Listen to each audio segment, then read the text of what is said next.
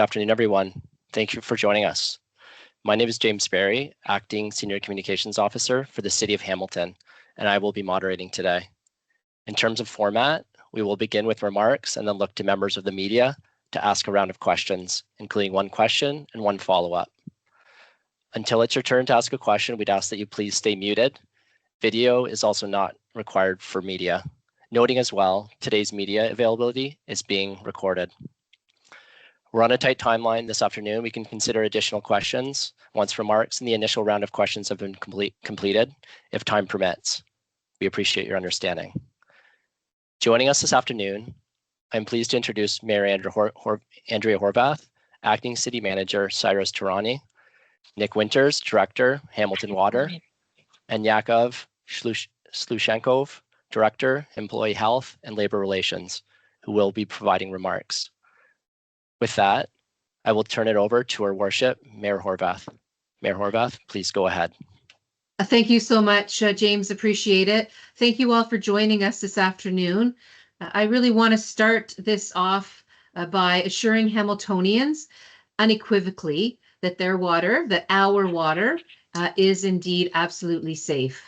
I felt it important to provide some facts for Hamiltonians regarding water safety because unfortunately there have been some troubling claims circulating about the safety of Hamilton's drinking water. I also want to be clear that I respect the collective bargaining process and hope for a fair resolution as soon as possible. And of course, I also respect the right to the freedom of speech. But when it comes to our water, life-sustaining, essential water, the facts are primary. Clean, safe water is not just a city service. It's essential to our daily lives. And so we're here to address the unfortunate misconceptions being spread about our City of Hamilton water. The fact is, our water systems are highly regulated and monitored, and that continues to be the case and has not changed in any way. Our city's water and wastewater systems also operate under robust emergency protocols. Despite the current labor disruption, this also remains the case. These are the facts. Certified professionals are on site, safety standards are being met, and regulatory monitoring continues without interruption. The spreading of false information about our water's quality and safety is not only disappointing and irresponsible, it creates unnecessary fear and undermines trust in the public services we all rely on. The fact is, Hamilton has made significant ongoing investments to ensure our water infrastructure is modern, resilient, and safe. In fact, in the last 3 years alone, the city's invested over $856 million in capital upgrades to our water, wastewater, and stormwater systems, including treatment plants, pumping stations, and distribution networks. These investments are part of our commitment to protecting public health and the environment for generations to come. As mayor, I remain committed to achieving a fair resolution with the Hamilton Ontario Water Employees Association, HOWEA.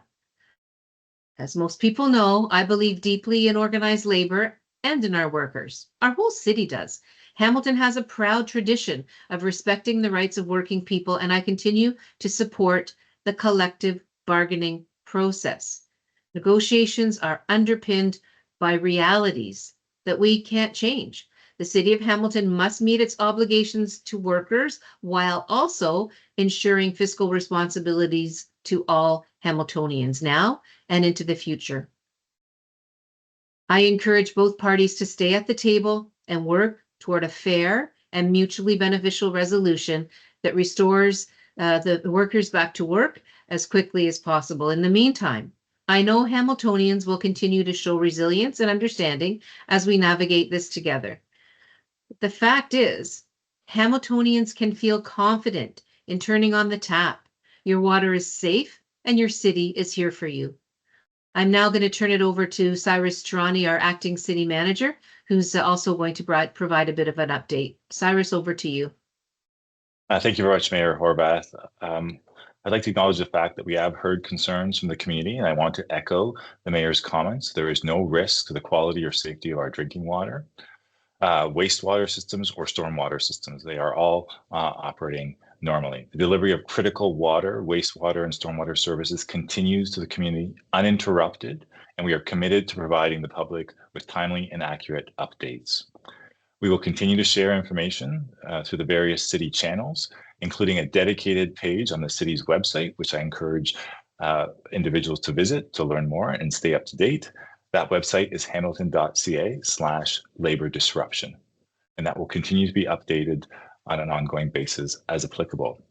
To provide you with a further update, I'd like to turn it over now first to Director Winters to speak to our water operations, followed by Director Sluchenkov about the ongoing labor negotiations. Director Winters. Thank you very much, Cyrus, and good afternoon, everyone. At the risk of being repetitive, as a director of the Hamilton Water Division, I do think it's important that I start off the same way as Mayor Horwath and Acting City Manager Tehrani. Yes, the labor disruption within Hamilton Water continues, but there's no risk to the quality or safety of the city's drinking water. There's no risk to availability of water or upsets to supply in any way. And there's no risk of abnormal impact in the environment from our wastewater treatment facilities or our wastewater collection systems. Critical services remain fully operational. That includes our water and wastewater treatment facilities, regulatory monitoring and sampling programs, and our emergency response programs. Wastewater treatment and the environmental protection for the city's waterways and Hamilton Harbor continues. We continue to meet all regulatory requirements, and we are meeting regularly with the Ministry of the Environment, Conservation, and Parks. We know that we have talented and qualified staff that are on strike at this point in time. But during that, we also have sufficient qualified internal staff and contractors that are in place to maintain operations. Some non-essential services within Hamilton Water may be experiencing temporary adjustments, and that includes some internal programs, engineering design studies, some water quality monitoring, non-regulatory, and some bylaw administration and enforcement. But I don't think that the community will notice those impacts. I think it's important that I address some recent media coverage and resident questions regarding reports of murky water in Stony Creek last week. Early last week, some residents reported low water pressure and discolored water. That's cloudy or yellow-brown were the reports. And Hamilton Water received a total of 6 low water pressure complaints and 4 water quality complaints.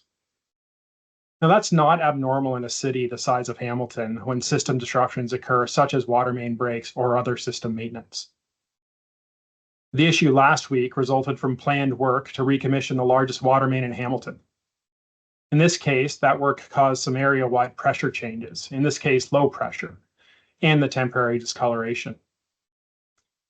This issue was not related to the ongoing labor disruption in any way. I can tell you that staff responded immediately by flushing local water mains to restore the clarity of water.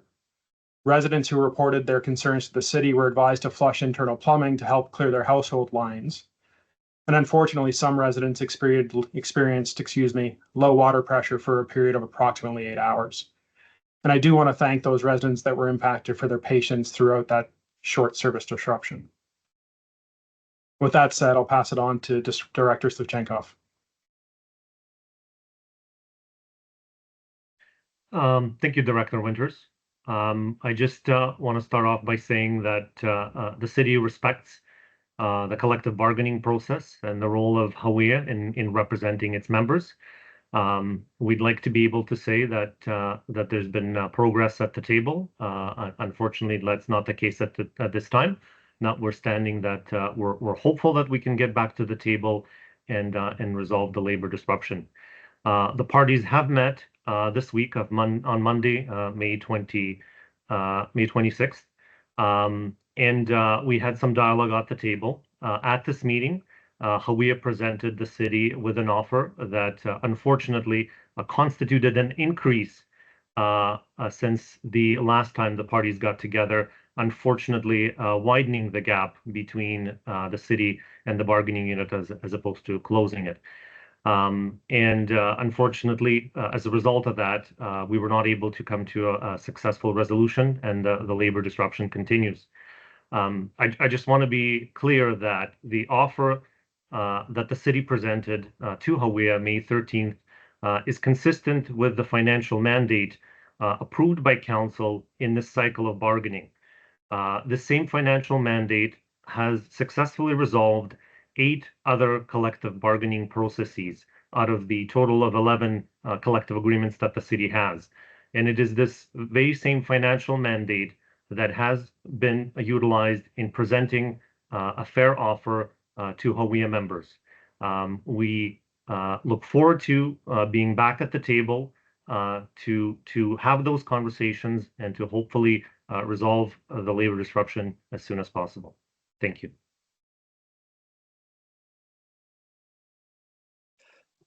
Thank you, Mayor Horwath and city spokespersons.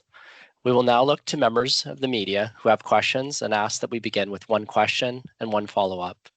As earlier mentioned, when you're not asking a question, please stay muted. Media outlets joining us today include CHCH News, Hamilton Spectator, CBC Hamilton, KX 94.7, and KX 94.7, sorry. KX 94.7 is just here with us recording. We'll now go ahead with Emily Taylor, CHCH News, with one question and one follow-up question. Hello, everyone. Thanks for the questions. Can everyone hear me okay? Perfect. I understand that currently the water is being treated by non-union members, namely management. How sustainable is this? If the strike goes on, how much longer can this keep up? So I'm happy to take that question, and thank you very much, Emily, for asking it. I would love it if our HOWEA members were back at work tomorrow, and hopefully that can happen through a collectively bargained agreement.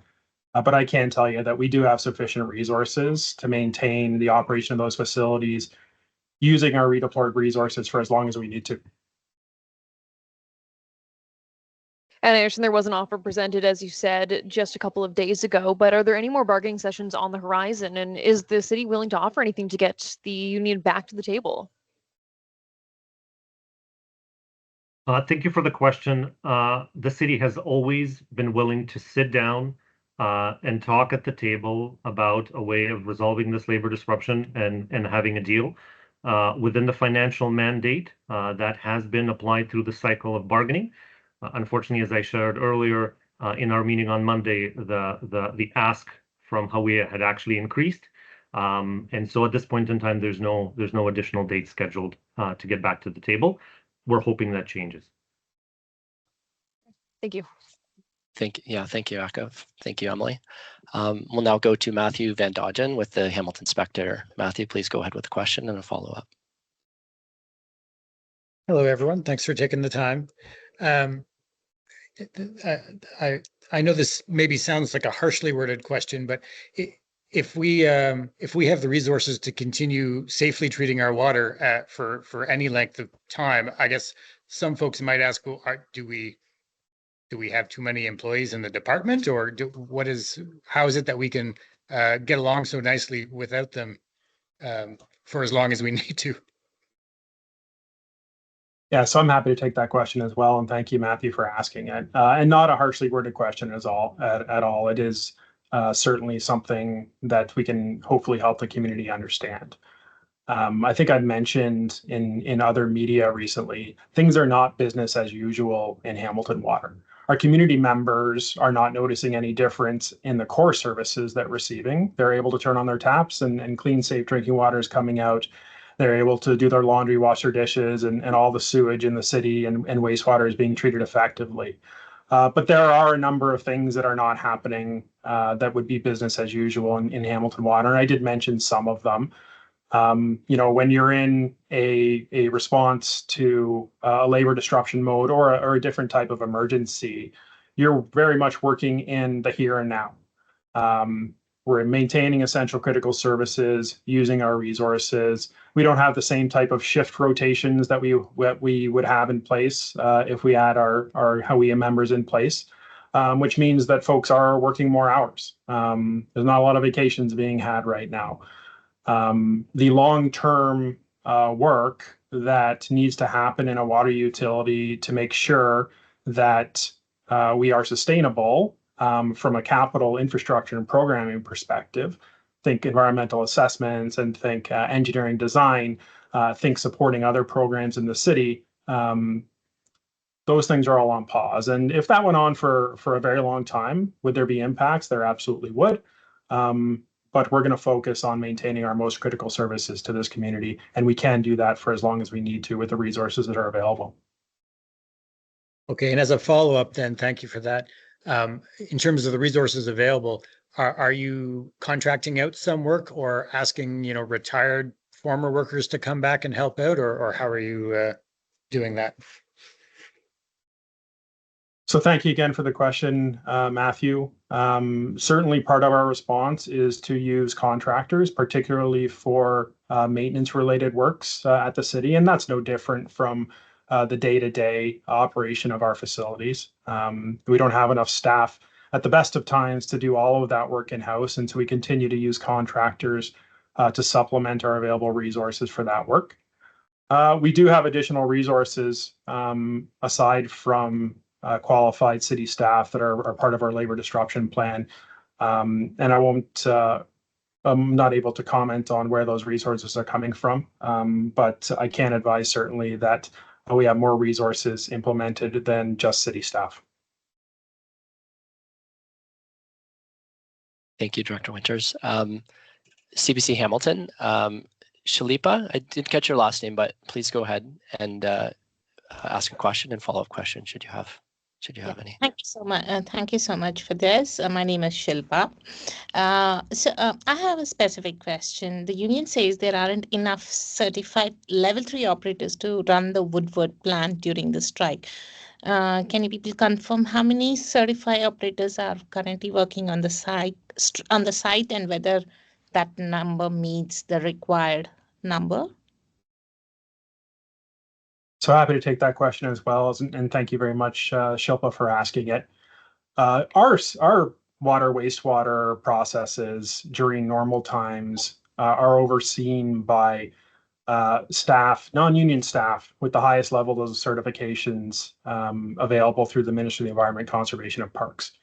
Those are level 4 certified or licensed operators in specific disciplines at the superintendent level. They carry responsibilities as overall responsible operators, and that's a legislated set of responsibilities that's built into the Ontario Water Resources Act, as well as the Safe Drinking Water Act. And so I can tell you, those staff are still there. They're doing their jobs. They are the ones who are making decisions about changes within our water wastewater systems and how things operate when needed. They have that full understanding of how all of our different components work together, and are able to make sure that when a system change is needed to make, that there's not going to be unintentional impacts for the utility or for our community. The other thing I can tell you is that in advance of this labor disruption, we sat down with the Ministry of the Environment, Conservation and Parks a number of times to review the city's labor disruption contingency plan. That's a requirement in the legislation as well. And while not every non-union staff member who's been redeployed to operate our facilities carries a MECP license or certificate, they all have relevant training in drinking water management, in wastewater and stormwater management. They all have experience here in Hamilton in this water utility and other utilities. And the plan that was put together and presented to the ministry more than met their requirements and was accepted. And hopefully that gives the community some comfort that our regulator, to the Ministry of the Environment, Conservation and Parks, is keeping their eyes on what's happening here in Hamilton. And based on every conversation that I've had with them throughout this labor disruption, they are more than satisfied as well. Okay, thank you. My next question is, why are water operators required to hold 4 level 3 certification, which is what the union says, paid less than other city workers with only level 1 certification?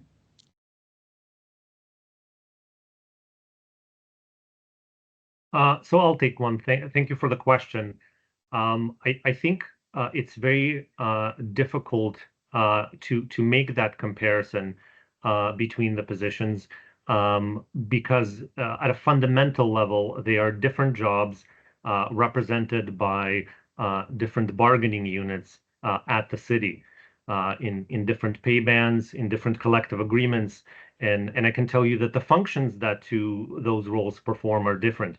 And so our certifications, consideration in the pay band that perhaps an employee falls in, yes, but that's not the end of that particular analysis. There are jobs, duties, responsibilities, areas of oversight that all play into the conversation surrounding how comparable one job is to another. And so certifications is just one of those elements.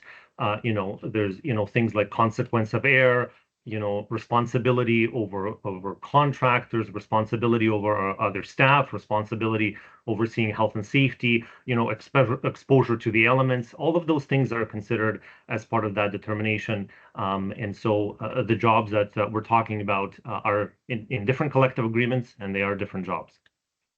Thank you. Okay, thank you, Director Sluchenkov. We'll go ahead now. We've got a bit more time, and if media have additional questions, we'll ask again for one question and one follow-up. Emily Taylor, if you have any additional questions. I'm okay, thank you. All right, thank you. Matthew, any additional questions? Yeah, I'll jump in if that's okay. So there was a bit of a disruption at today's council meeting. It looks like maybe tempers are running high during this dispute. Is there anything that you hear a lot of frustrated people say that they're not being heard or that councillors are not speaking to them? Maybe you could elaborate for me, Andrea. Are you actively avoiding sort of engaging with folks with their questions in this? Is there a reason for that? Are you required to not sort of engage? Well, not at all. I mean, the reality is we are required to respect the collective bargaining process, and that process is one that sits with our professional staff in human resources and our labor relations team. And so this is something that as a council, we've been very respectful of. We can't have 15 members of council out trying to negotiate bits and pieces of a collective agreement when they're not at the bargaining table. And we can't have them responding to questions of the members of whether it's this union or any union, because they are not sitting at the bargaining table and they don't have the depth of understanding and knowledge as has been described today by Yakov or Nick or sorry, the directors who are here in their professional roles. And so it's the respectful thing to do as a council and as a mayor. I'm the spokesperson for the council, and so it's my role to have this kind of press availability, media availability put in place and be the person that's responding on behalf of the council. But my responses are about some of the facts that we know are true, trying to resolve some of the uncertainties that have been put out there in terms of some of the rumors about the quality of our water and the safety of our water. As the mayor of this city, it's important for me to say unequivocally and clearly that the fact is our water is safe. And it's unfortunate, but they're right that the unions decided to use this kind of a tactic. But people need to know that our water is safe, and our council is being respectful, and I'm being respectful in terms of who does what when it comes to collective bargaining and labor relations and the communications thereof. I hope that that's helpful, Matthew, in terms of how we see things from the city side. The bargaining belongs at the bargaining table, and that's where it stays. And I'm very proud of our council members who are being very respectful of our city staff as well as the union representatives in terms of their roles during the process of collective bargaining, because we all believe in collective bargaining and we believe that it will come to a resolution that is fair and appropriate to move forward, with the operations of the water and wastewater systems being done by our very treasured staff. Thanks for that. And I'll end just with a final safety related question since you brought it up, and probably to Nick. Just for clarity, I know you talked to the ministry about your plan. Has the ministry made any additional requests of you during this process in terms of adjusting that plan, or have they mentioned any concerns to you thus far? So thank you for the question, Matthew. I can tell you that we last met with the ministry last Thursday, and we'll have another meeting upcoming in the very near future to update them on how our operations are running. All their questions were answered satisfactorily last Thursday. Certainly don't mind saying that our local district office did reach out today. They had some questions about the Stony Creek water quality issue, water pressure issue that I spoke about earlier. I would imagine that they are getting some outreach from community members as well, asking some of the same questions that are being asked to yourselves as well as city council. And so they're getting documentation in order, and we provided all of that information to them to support that questioning. Thank you. Thank you, Matthew. Thank you, Director Winters. Shalipa, CPC Hamilton, if you have a question and follow-up, please go ahead. Yes, thank you very much. I have a question about, Union was mentioning to us that it takes up to 10 years for operators to receive on-the-job training to get to the top pay grade. Is the city reviewing this process, or are you looking to accelerate the timeline? Thank you for the great question. I'll take that one. I want to be respectful about the collective bargaining process and sort of the information, because best practice is you don't do your negotiations in the public arena. But I can say that the city's been very responsive to that particular concern and has tabled offers throughout the entire bargaining process to address exactly that concern and to compress the amount of time that it takes to get to the top of that range. So that's my response to that question. All right, thank you. If no follow-up, Shalipa. No follow-up. Okay, perfect. Thank you. So with that concludes today's media availability. If you have any follow-up questions, please feel free to reach out to the media relations team, and we'll work to provide you with the additional responses as quickly as possible. Thank you again for joining us.